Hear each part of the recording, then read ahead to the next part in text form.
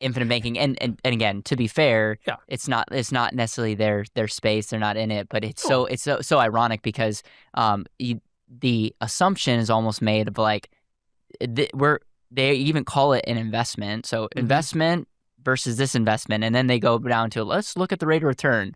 What's better, 3 or 8? And you're like, is Miss Rachel like obviously I'll take the 8 if that's the only options that I'm given. Okay, Right. so then if we take a step back, it's like, okay, then they're almost saying like, oh, we're borrowing, like we're not even making it work. They almost assume that borrowing against the contract makes the product worse. And again, what's that logic? They're literally just looking at one black box versus the other. They're not looking at the concept of velocity of money. It's like, oh no, you're telling me that you can have insurance protection, all the other benefits of life insurance that we're not shy about, and you can free up capital to then go invest in opportunities. We mentioned there's two assumptions that you could make. You could just put it in the same investments that you guys are talking about, and or you could potentially create a better opportunity because you have access to capital. So that's the whole idea of like, I don't think anyone that's endorsing infinite banking is saying, you know what you should do? You should put your money into life insurance, all your money into life insurance.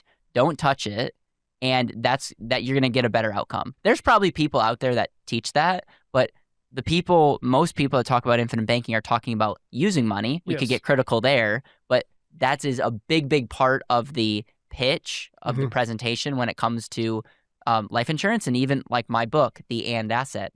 And you're getting the benefits of life insurance, and you're getting the ability to utilize that capital. And while that doesn't always mean you're going to have a better outcome, that increases the ability for you to get a better outcome. And if rate of return is the problem or is the constraint, then do that. And then you can determine putting money into life insurance, borrowing against it, getting a better rate of return, taking the loan cost out, and including all the other benefits of life insurance versus just investing the difference. That's like the true apples to apples comparison. It takes time. It takes understanding why someone would get life insurance outside of just the investment. But like, those are the kind of things that I like get me fired up. That's like, that is the message that we need to be hitting. Because if we don't hit that, I'm in Bo and Brian's camp all day long. Like, I agree with that. And we hit on this. The second approach takes inductive reasoning. Right. The first approach is easy. It's deductive reasoning. What's the difference between deductive and inductive? Let's summarize it this way. If I say, well, if you put $5,000 a year and you earn 10% on your investment, you'll make it to retirement and do fine. So what am I doing? I'm saying, well, if you do this, you're going to end up with this. So that fits with black box financial planning. Inductive reasoning takes a backward approach and says, okay, here's where I want to end up at retirement. And it could be things like infinite banking.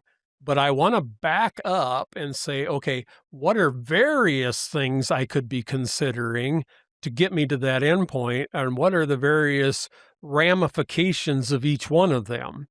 That's inductive reasoning. Now, I'm not an expert on this, but they're starting from two different vantage points.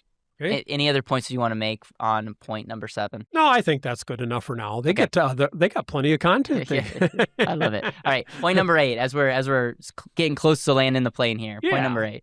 Well, it's a deeper dive altogether into rate of return assumptions, and you see this covered in many aspects of the insurance world. I've seen this for years: average versus what I call actual rates of return. We've done a good job of an industry educating the consumers on that.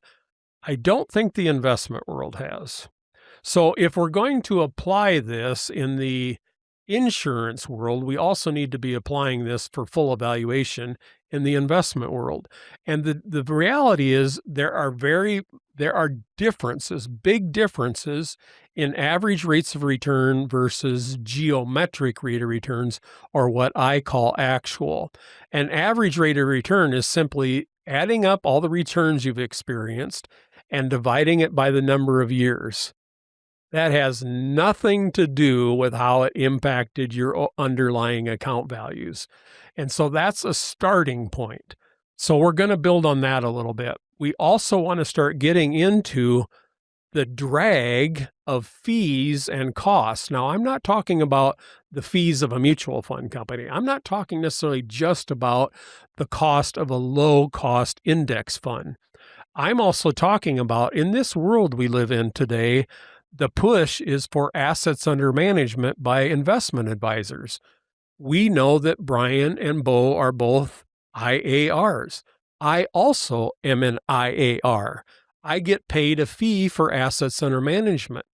But we also, in a comprehensive look at everything, we have to acknowledge those fees are having an impact on a family's overall financial well-being and wealth building capability.